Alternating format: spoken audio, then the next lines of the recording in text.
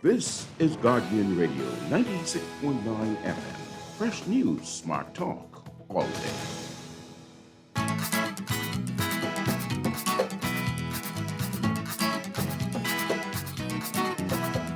Let's go through the Bahamas, have fun with me.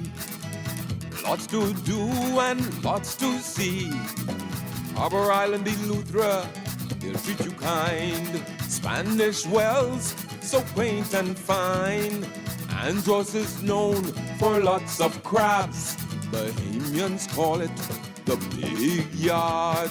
We are back here with Morning Blend Business on Guardian Radio 96.9. Dwight Strawn with you, and we've met them before, Sankofa Flamingo Foundation, and they told us their amazing story and what they're trying to do in terms of culture and getting Bahamians to experience the roots of Junkanoo and our Bahamian culture going back to Africa. And they're back from another pilgrimage. This one getting a lot of attention. I'm in the presence of true royalty this morning, and we're very pleased to have back with us Christopher Davis, and on Zoom we've got Angelique McKay and Michael Pateman. Welcome back to the show, everybody. Great to have you with us. Good morning. Thank you so much for having us. Good morning. Yes, thank you, Dwight. Great to be here again. All right. So now, Angelique, you're just back like yesterday. Is that right? Is Angelique there? You might be muted. Angelique, you're muted. Yeah. Sorry about that. Got in yesterday afternoon, got some crock conch, went in the tub, and went to sleep. Okay. And Christopher, you're saying you got back on Friday. Yeah, I arrived back on Friday. It was a pretty solid sized contingency that was going. Most of the members and directors of Sankofa Flamingo was there, as well as some important delegates representing the Bahamas, Yes, to kind of see this proof of what all this research and work that we've been doing as well. And of course, my wife, Tamara, she came back last week, Monday. Okay. And so did Mike as well. Last week, Michael? Yeah. Okay. All right. So for those who might have missed our first interview a few weeks back, tell us about Sankofa Flamingo and what you're doing and what this latest trip to Ghana, what you achieved and are hoping to accomplish. Well, essentially, it just began with me doing research on Bahamian individuals, helping them with their family as well, and also beginning work on a unapologetically Afrocentric Bahamian history book. As I began to do more and more research, I became more attached to this origins of John Canoe story and who this man John Canoe really was. And then I realized that I had stumbled upon something quite profound that connects numerous countries crossing international and language boundaries. And this is what led me to Ghana, specifically to Princess Town, a beautiful, beautiful, beautiful place with just a few thousand people there today. But this was the stronghold of the man that the British called John Canoe, that we know as John Canoe.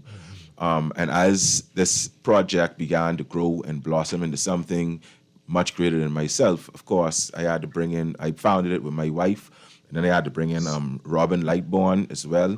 And then, of course, Queen Mother now, Angelique McKay, and Asafo, I should say, Michael Pateman as well. And we are all have had life-changing experiences, I think, since we've all committed to this goal of unearthing, our African heritage here in the Bahamas. All right. So you off here with me, but how it's been such an unbelievably moving experience. And we saw some posts about, and we talked about it the last time you were here too, but what happened? You were given some very important role. Yeah, well, essentially what happened was I find it very difficult to talk about because it's something that is so unbelievable for me. If someone said a year ago this would have happened, that I would have been a legitimate African general and king among such a great people with a long and consistent history of anti-slavery, and one that has so much intrinsic value to us in the Bahamas, John Canoe. It's still unbelievable for me. But my official title is Nana Safahini John Quao II. John Quao being the traditional Ahanta name for the man that we know as John Canoe, who was an African general, the proverbial minister of defense, not only for the Ahanta people, but even the great and better known Ashanti Empire out of Kwadaso and Kumasi. And so its listeners going to Africa and receiving titles, much of which is well deserved because of the assistance they provide and stuff. But when I made this connection to John Quao, who was a national hero among the Ahanta and also a hero among the Ashanti and even the Fante people, this is when we realized we hit onto something huge. And it was quite profound and eye-opening. And as we delve more into the history of the Ahanta people, not only does it, of course, connect closely to the Bahamas, but it also even challenges the entire narrative and rhetoric that we get surrounding African history and the transatlantic slave trade on the whole. And also even Bahamian history, because, of course, we've also been led to believe that we are docile, we were more passive. And essentially, this research unequivocally proves that not only were we not docile and passive, we are directly descended from some of the greatest warriors in the history of West Africa. So you said it, Westerners sometimes are appointed. So why you, and what does it mean going forward? Well, it's the position that I got was essentially them bringing back the exact throne of the man that we know as John Canoe and making me John Canoe II. The title is Safahini, which essentially means the king of the warriors. In modern times, that role has very much evolved into being someone that rallies the youth. This is things that we have already been doing, even though we don't heavily publicize it, but we've already made massive impacts, particularly in and around Princesstown, on their cultural groups, on the amount of visitors that pass through. We were received at first, of course, by Abu Sanin, family head, chief of a family, Augustine Yaw, who was like my Ghanaian father, and my brother Alex Kofi, who are also crucial members of Sankofa Flamingo now. And when we arrived there, first the honor was received from Princesstown itself. And then the one that I received just now came the Atomfo, the great overlord, the king of all the Ahanta people in the capital known as Buswa. And so technically, I represent the highest military rank among the Ahanta people, and that's inclusive of the 2.5 million or so that lives in the Ahanta West province, as well as the few million or so spread throughout Ghana and throughout the diaspora. Through the research, we also seek, because essentially what it is all stakeholders of John Canoe throughout the diaspora are essentially giving commemoration to this man. And we've also been able to show, as we research more, especially with the expertise of people like Dr. Michael Pateman being on the team, it's just so precious. And he is just caused this huge research drive. Robin is like a workaholic, and Angelique, like I say, I don't think nobody in the world loved John Canoe more than her. Yeah. And of course, my wife, who's always been not just behind me, but beside me, and sometimes even in front of me, and just expounding what Sankofa Flamingo does far beyond the research and the cultural initiatives itself. And I encourage him to see the work that we're doing, to take the pilgrimage with us. I don't want to elaborate too much because I want to give Mike and Queen Mother Angelique a chance to express their aspect as well. But mine, of course, deals more so with the history.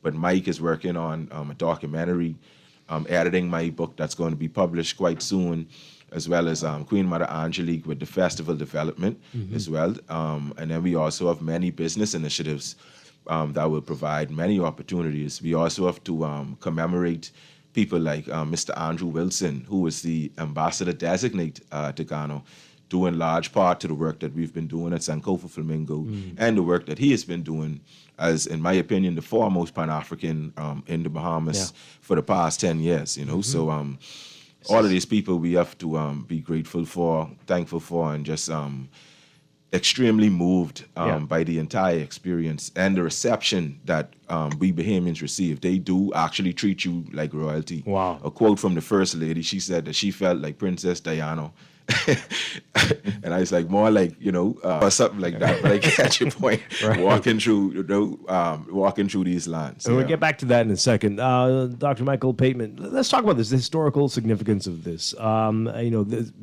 pictures were sent around, and some people sent, someone who didn't realize that you'd been on the show before talking about this, send it to me like, what is this nonsense? Look at this going on here. People are quick to dismiss this when it's not from a European nation, when you get an honor that's not from a European nation, but they think this is, I guess, some play type thing when it's from Africa. But let's talk about that. Why is this significant, and why are we so quick to say this ain't nothing? What's that all about? Well, I think that's the $1 million question there, because this is, as Christopher said, this is so profound. His research has really drawn the origins of the festival we celebrate as Junkanoo and who it's named after. And the honor he's gotten, I think it's bigger than the knighthoods that we tend to get in the Bahamas or anywhere else in the British Empire. Mm-hmm. But as you said, it's being discredited because it's coming from Africa. We've turned away from our African roots and our African origins. So after the last trip, we were posting a lot about our experiences. And I can see some of the responses of people talking about, oh, that's from Africa. It's evil, it's bad, don't follow that. Wow. And I was just thinking, but you know what? This is the stuff you guys do every day and you don't realize it. Last time we talked about Cersei. Cersei is... they put a Cersei necklace around you as a way to initiate you into the tribe. And Cersei is their most powerful medicinal herb. We use Cersei for everything here. Mm-hmm. But yet, when people see us with the Cersei necklaces, they act some sort of way. I think it's this whole mentality of how we were trained through slavery of everything African being bad. Although it's the same stuff that we practice every day. It's just our ancestors hid it. And now it's just ingrained as part of our daily lives. Mm-hmm. Oh, wow. And if you've seen interject too, and this is why the book that I'm publishing called The Black Rinse, this is exactly some of the mentalities that we have to let go of. These people, we have unequivocally proven, our family through empirical data, through the transatlantic slave trade, through anthropological data, and it will begin to be proven through archaeological data, through DNA, all of these things, right? Just look at them and you can see it's our crazy. Family. Yeah, I mean, and they ring cowbells like tribe. us even, like there's whole cowbell at the base. And it's amazing. We have to really take a step back and put even my Pan-African bias on the side, and let's just look at right and wrong here.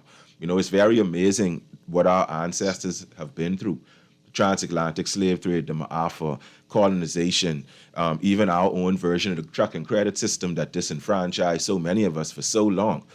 Yet, when we view history, we almost innately view the Africans as the evil ones and the Europeans as the good ones. Mm-hmm. It's absolutely crazy, and we really have to take a step back who we really are, And I could just imagine some of our ancestors just cringing at us from wherever they may be right now, Yeah. So again, just so people understand, this honor is based on the research you've already put into it. Right. As well as the amount of people that I've been bringing back. So every time I go back, I bring more people, all of whom get initiated as hunters as well, and it's something that's just magical. It has nothing to do with your Bahamianness.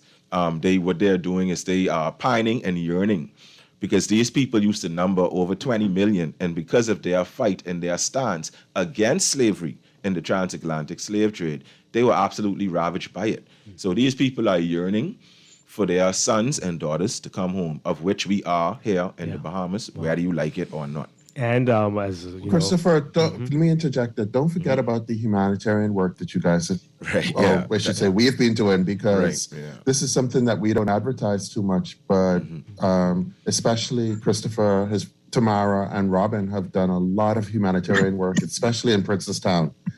And I think that's the main reason why you were first summoned to the King, was based on that work, right? Not on the historical work. And this is not work that we are seeking credit for.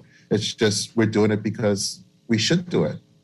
Right. Yeah, absolutely. And it has nothing to do with who your parents are, as has been suggested by some mischief makers in this place. Well, Could I say something They didn't on find that out. part, please? Yes. They didn't find out until last Exactly. Nobody knew who his parents were. And Until nor do this they last nor do trip. they care, I And- suspect. No, they don't really. Right. Yeah. Go on, Angelique. Sorry. And the work that Christopher has been doing is going to change the narrative globally, not just in the Bahamas and not just in the diaspora, but globally.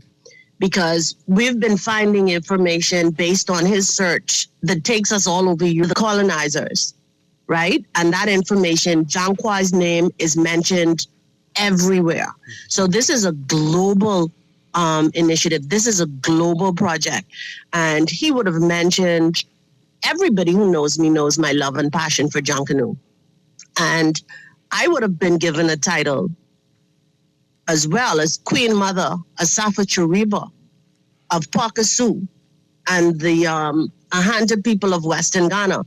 And Christopher says his title is King of the Warriors. Mine is Queen of the Warriors.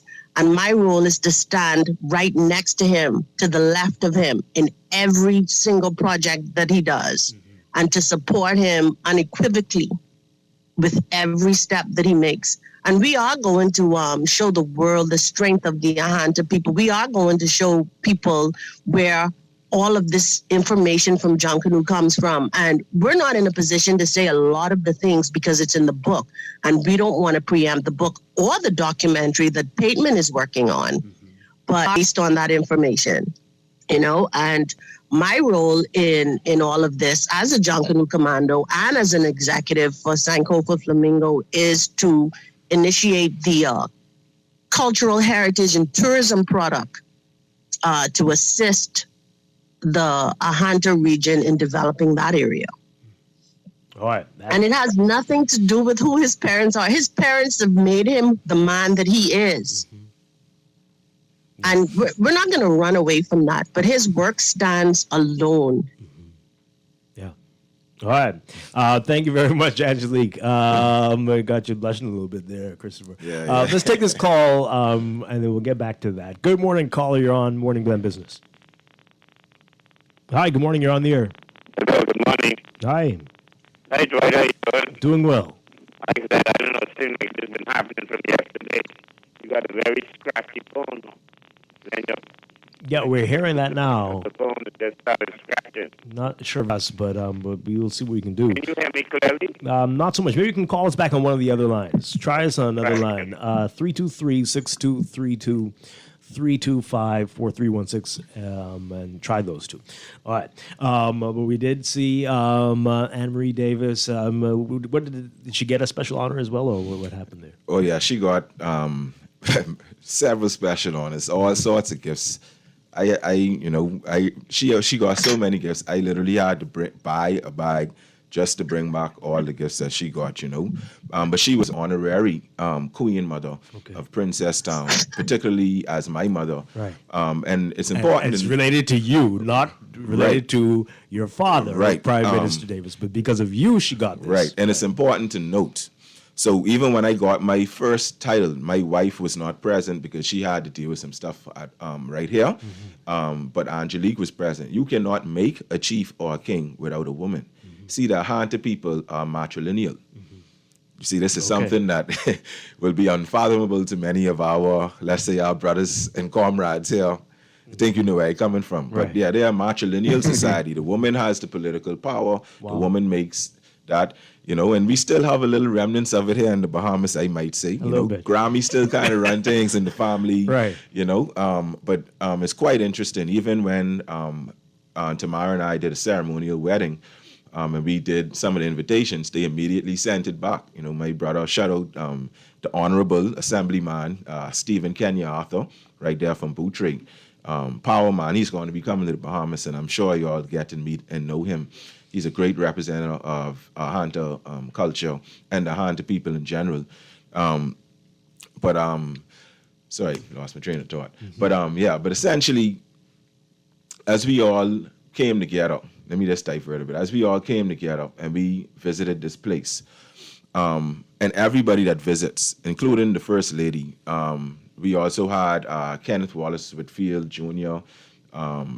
He was an officer from Foreign Affairs, and of course the cultural ambassador Jamal Roll, as well as the designated ambassador Andrew Wilson. Everybody that visited the honors received a welcome that I'm sure they never received anywhere.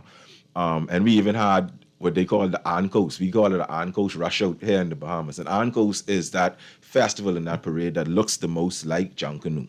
You understand? So if you see it, and this was how we were being welcomed when we were moving from place to place. These people were, rushing out in front of us. Amazing. And of course, Angelique had to come out and join in whenever she could, But it's just a magical experience, This is not anything that we expect people to come to me and bend the knee and all of that stuff, right. Particularly here in the Bahamas. However, we do ask for a certain level of respect because we have been being successful in putting the Bahamas on the map for the first time in Africa. And I would also like to jump the gun and say the government support has been minimal. Minimal. And there's several reasons for that. Because of my connection, my family connection, I guess. And I guess it would have to come from the people for that to want to be supported the way that I feel that it should be. Something that's partisan. This is something that affects all of us. This puts the Bahamas on the map in the terms of global history. You understand? Because other people are familiar with this man, John Canoe. They practice it in various different ways. We're talking about from Suffolk, Virginia, straight down to St. Augustine, Florida. Wow. We're talking about from southern Mexico, straight over to Belize. We're talking about the entire Lesser Antilles. We're talking about Brazil, Suriname, Guyana, crossing language barriers. We're even talking about areas in Cuba and Puerto Rico. Jamaica. Okay? Jamaica, of course, So this is something that's quite profound. And if you love Junkanoo, and all of us that have that intrinsic value behind Junkanoo, this puts it on a whole nother level, and freedom. Name off all those countries. That's really powerful. Exactly. And it all connected to us right here in this little Bahamas, who've been keeping it going for all of these centuries. It's something that we can be profoundly proud and expanding of. it. Yes. And expanding it. Right. Yeah. One of the things that I wanted to say, Dwight, as well, the people of the Ahanta region felt so proud that the name of this great warrior has survived all of these years and has evolved into the great festival that it is in the Bahamas, or the great parade that we have. That Junkanoo is something that is deeply ingrained in the people of the Bahamas. And when I say emotional, they have been so emotional over all of this. And to know that the stolen children from Africa have started to return home, it's overwhelming and very emotional. That I did not feel like I was at home would be an untruth, because I felt as if I had returned home. I did not feel for 1 minute that I was away in a foreign land. Wow, that is right. Really amazing. Not 1 minute, not 1 day did I feel that. My goodness. And we're going to talk more about Bahamians taking advantage of this, being a part of these pilgrimages and the exchange. Africans coming here to experience our culture as well. Let's take this call very quickly, and then we have to take a break. Good morning, caller. Are you there? Good morning, Dwight. I finally got back. The producer said he found something wrong. Okay, there we go. But You sound much better. First of all, let me congratulate the gentleman. It was so difficult trying to hear everything that's going on. Congratulations, sir. Thank you, sir. And then Miss McKay, I think that's Freddie McKay's daughter. Yes, it is Freddie McKay's daughter, live and in living color. This Sparky, so, I come from the Valley, and Freddie McKay come from the Saxons up in McCullough Corner, so me and him go back. He's a Saxon. Me and him go back all through Batelco. Plus, he had his house right on top of the hill by Pride. He moved out the other day. I saw him not long ago. But what is amazing to me, Dwight, and to your guests, that we love politics so much. You let us talk politics on this radio this morning. Everybody flying in here having something to say. But you let us talk about our own culture and our history. You could hardly hear anybody want to get involved. That's amazing. That Miss McKay and the young gentleman, Congratulations, sir. The warrior and whatever else have you, whatever went down. But you know what I want to say, Dwight? Let us talk about our history in Junkanoo. I'm wondering why. I'm not a book writer, but I wish I could find somebody to help me. Dwight, my mother, and I don't know if y'all know, but A.B. Malcolm on Bay Street had a Texaco gas station on Bay Street. His name was A.B. Malcolm. His house used to be right where the Central Bank of the Bahamas is right now. That was his property. Right by where the police station is, down by the old Stop and Shop, was A.B. Malcolm's Texaco gas station. A man who used to go out there and serve gas to his own gas station and would take tips whenever anybody tipped him, although he was a millionaire. He used to love Junkanoo back in the day before they even outlawed Junkanoo. One time the white people outlawed Junkanoo. Yes, they did. And then some people brought it back. Some black people brought it back.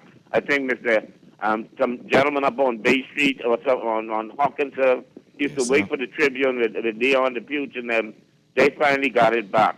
But let me tell you something, and I said this over and over, Dwight. My mother, Gwendolyn Mercedes Joy Mainspender Fountain, was a lady who used to work with Malcolm Gas Station as a secretary in the day and a the hospital at night. Gus Cooper and those got together and they asked my brother, they used to call my mother Aunt Granny. They said, Kippy, can you ask Aunt Granny if she could get a sponsorship from Mr. Malcolm? Mr. Malcolm gave my mother, this is what I was told, but I was there in the beginning. He gave my mother, Granny, a box of cowbells, a box of whistles, and a box of cowbells they used to put around the cow's neck back in the day by Claridge Road Farm in Yamacraw. My mother bought 16 pounds, gave it to Gus Cooper, and that was the start of the Valley Boys. Now, you say this, we don't know the history, but some of these things, like Wooler parents and them encourage him to keep in the culture stuff.